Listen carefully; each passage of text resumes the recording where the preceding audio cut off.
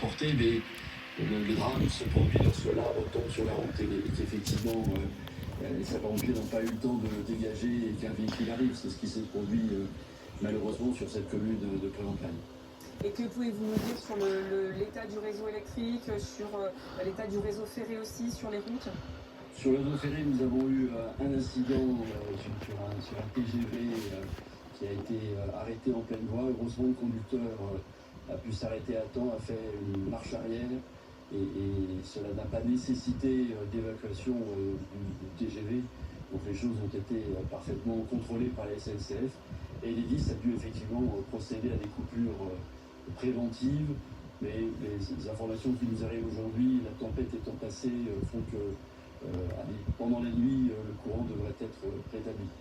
Merci beaucoup Olivier Bouchou d'avoir été en direct ce soir avec nous. Je rappelle ce bilan après ces intempéries, 2 morts, un homme qui était donc en quad et qui a été percuté par qui a percuté un arbre sur une route en Mayenne, et puis un garçon de 12 ans qui est mort après, là aussi, la chute d'un arbre dans le Tarn-et-Garonne, alors que l'on voit ces agents au service pour essayer de déblayer les rues de Paris avec énormément de chutes d'arbres, une quarantaine d'arbres qui ont été arrachés à Paris selon un bilan des sapeurs-pompiers. On vous retrouve d'ailleurs dans les rues de Paris, plus précisément porte d'Auteuil me semble-t-il.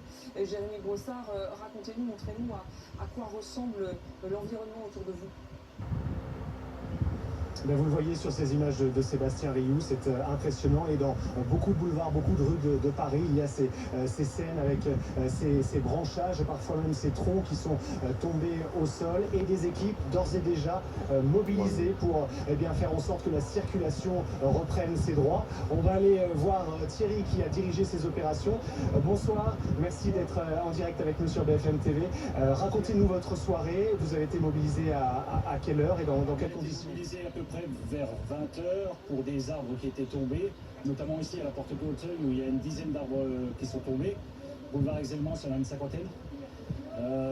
Nous sommes tous membres de l'astreinte bûcheron chargés d'assurer la sécurité des biens et du public 24 heures sur 24, 365 jours par an, en dehors des heures de fonctionnement du service. Combien de personnes sont mobilisées ce soir sur Paris? Là, on est mobilisés, on est 12 dans l'astreinte, on est 8 à être mobilisés. Mais je crois que c'est largement insuffisant au vu des dégâts.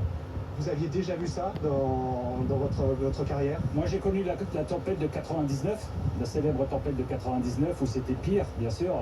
On n'est jamais à l'abri d'une récidive, mais un phénomène comme celui-ci est quand même assez exceptionnel, oui. Votre programme, vous allez travailler toute la nuit, comment ça va se dérouler ces prochaines heures? Notre mission c'est de dégager les axes routiers pour permettre